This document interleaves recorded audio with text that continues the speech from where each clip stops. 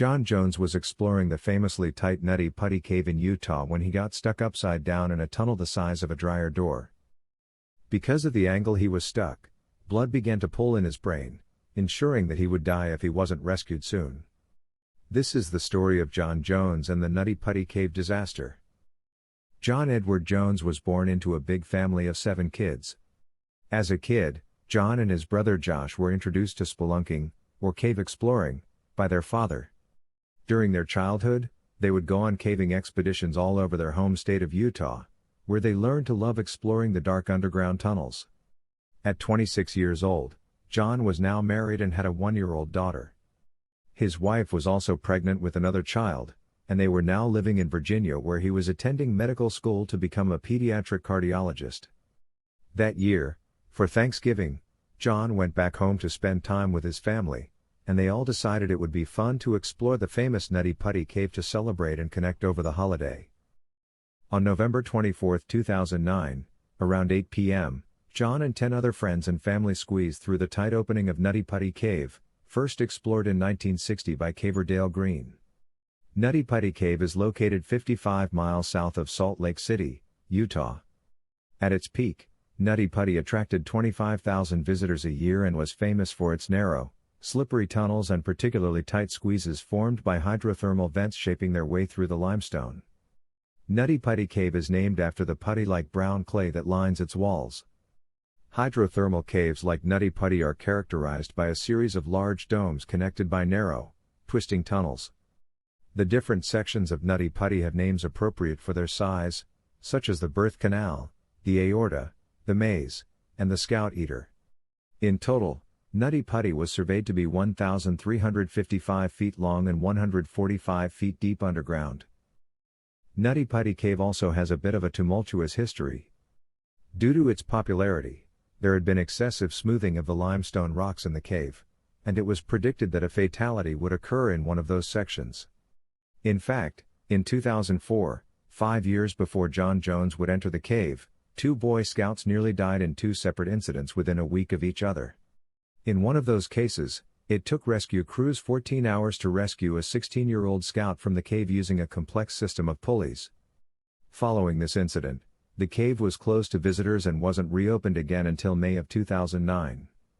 A gate was also installed at the entrance, and visitors would need to book ahead of time to ensure that there was only a single group entering the cave at once. Upon entering the cave, the group explored the largest room of the cave known as the Big Slide. After that, John, his brother Josh, and 2 friends decided to try to find a more challenging section they had heard of called the birth canal. The birth canal is a narrow squeeze that drops down and opens up into a larger room and looks as though you're being birthed as you come out of it, hence the name. John found a hole in the wall that he thought led to the birth canal and went in headfirst. He crawled along his stomach for some time and didn't see anywhere that the channel opened up any further. In fact, it narrowed as he crawled along. Now it's not entirely clear exactly where John was in the cave at this point. Some sources think that he had correctly entered the birth canal but then accidentally turned down another section known as Scout Eater, whereas other sources claim that he was in a tunnel beside the birth canal named Ed's Push. In either case, these tunnels don't lead anywhere large enough for a person and are unexplored as a result. Eventually, he came upon a sharp downturn in the tunnel that went nearly straight down. Maybe thinking that this was the drop that he was looking for in the birth canal, John inched his way down the tunnel that measured only 10 inches by 18 inches across. Before long, John realized he had made a huge mistake, and the tunnel didn't open up at all. It narrowed even further, and he was now stuck upside down. The first person to find John was his brother Josh, and when Josh got to his brother, he tried pulling him up and out of the tunnel but was only able to move him just a little bit before John slipped out of his hands and slid right back into the crevice. When John slipped back in, he got wedged even further into the crevice, and this time one of his hands was pinned underneath him, and the other was forced backward. The only things sticking out of the crevice now were just John's feet and ankles. Realizing the severity of the situation, John and Josh said a quick prayer, and then Josh hurried out of the cave to get help. The first rescuer to arrive was a woman named Susie Matola, and by the time she got to John at 12:30 a.m., John had been trapped for 3 hours, 400 feet into the cave and 100 feet underground. Susie introduced herself to John's black running shoes that were the only thing visible in the tunnel, and John responded by saying, "Hi Susie, thanks for coming, but I really want to get out of here." Over the next few hours, dozens and dozens of rescuers arrived and worked to free John from the cave. They brainstormed different plans to free him and even discussed lubing up the walls of the cave to slide him out. Eventually, they decided on a series of climbing camps. A rope would then be fed through the cams and attached to John's legs, and the rescuers would then pull on the other end of the rope and pull John up from the crevice. As they attached the cams, they also began drilling away the chunk of rock to widen up the tunnel. Unfortunately, due to how narrow the passages were, the drilling was slow, and it would take over an hour for just a couple of inches of rock to be removed. Another thing complicating the rescue was the position of John's body. The ceiling above where John was stuck was so low that they couldn't just pull him straight up. They would need to pull him up a little bit and then readjust and then pull some more and then readjust some more. The first attempt using just the climbing cams was unsuccessful, and so rescuers decided instead to feed the rope through pulleys that were bolted to the walls of the cave. Again, this was a painfully slow process because of how narrow the cave was, and although a team of almost 100 rescuers worked frantically to get John out of Nutty Putty Cave, only a single person was able to access John at a time. Meanwhile, 19 hours into the rescue, John's condition was beginning to worsen. The human body is adapted to pumping blood into the brain against the force of gravity when we're upright. When we're upside down, blood pools in the brain and the heart is unable to work hard enough to pump blood out of the brain. This also causes the heart to work much harder as it tries to continuously pump blood out of the brain against the force of gravity. Eventually, the strain on the heart and the pooling in the brain is fatal. As time went by, John started to have difficulty breathing and was alternating back and forth between being calm and being panicked.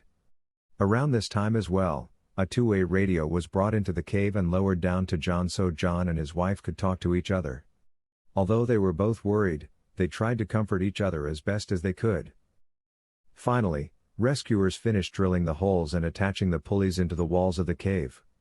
8 men then grabbed one end of the rope and began inching John out of the crevice. After so much time spent upside down, John's legs were in a lot of pain and so the team had to stop frequently to give him breaks. But eventually, they did actually manage to pull him up high enough for one of the rescuers to make eye contact with him. He looked tired, his eyes were red, and he complained about the pain in his legs, but would actually smile at rescuers. After one final rest, the rescuers pulled John up once again and he was almost out when all of a sudden the entire team fell backward as the rope went loose in their hands. The closest rescuers were knocked unconscious when one of the pulleys broke free from the wall of the cave. When he came to, there was too much dust in the tunnel for him to see anything. When the dust settled, he saw that a large piece of rock that had rope tied around it had broken, causing the pulley to break free.